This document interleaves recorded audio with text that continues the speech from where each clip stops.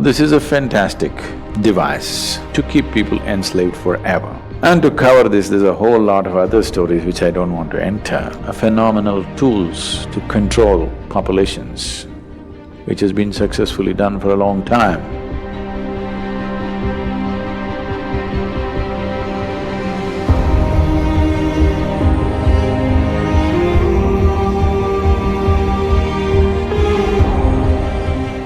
It depends on how we shaped ourselves.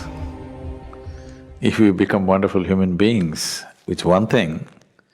If we have become an ugly manifestation of humanity, definitely it's an original sin. It's a mistake. Sin is too strong a word, maybe it's a mistake. So too many mistakes are being made in the world, no question. You claim to appreciate or, well, you worship the one who is referred to as the creator, but you have a huge issue with the creation. If you do not appreciate the creation, why the hell should you worship the creator? Someone who made such a bad job of this, the only way you can even be born is through sin, I think he must be banished. Now, this is a fantastic device to keep people enslaved forever. If you do not even allow them to come to terms with their biology, they'll never come to terms with anything in their life. Always they will be dependent on an institution or a person or something who claims to have connections.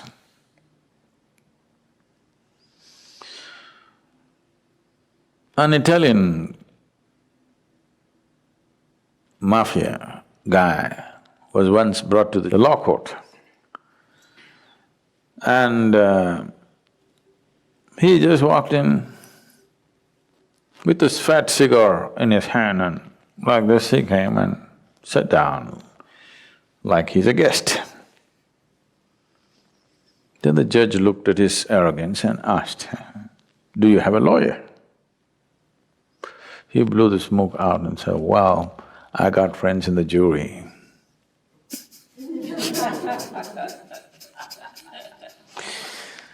So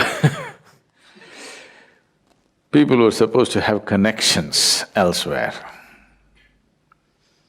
you will always be enslaved to them because you feel guilty about your biology. This whole thing goes into more grosser and grosser states. So except in certain cultures, everywhere else where dominant religious beliefs were spread, in all those cultures, unfortunately, they make you feel guilty of your very existence, because that way you will always be enslaved to whatever they have set up. Something so fundamental as the menstrual cycles in a woman, she has to feel guilty about it and she's impure. Her existence is impure. Unfortunately, I want you and all the teachers of the world to understand, if your mother did not have menstrual cycles, you wouldn't be born, even if she met your father. Yes. So the life-making material, unused, is what it is. And if that is impure, your very birth is impure, that's what they're anyway trying to tell you, that your birth is impure. And to cover this, there's a whole lot of other stories which I don't want to enter. Once you are not in terms with your own physical existence, you essentially will never ever be in terms with any other dimension of your life. This itself will cover you forever. This is a fantastic trick to keep you enslaved forever. No wonder institutions have lasted Though they've lost their relevance, they stay simply because your existence, your very existence, you're guilty of. If you're guilty of your very existence, that means one or that which is the source of creation should be even more guilty.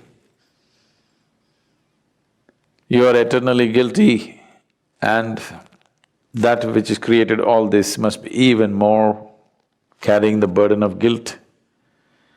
Guilt and fear have been a phenomenal tools to control populations, which has been successfully done for a long time. It's time this is broken.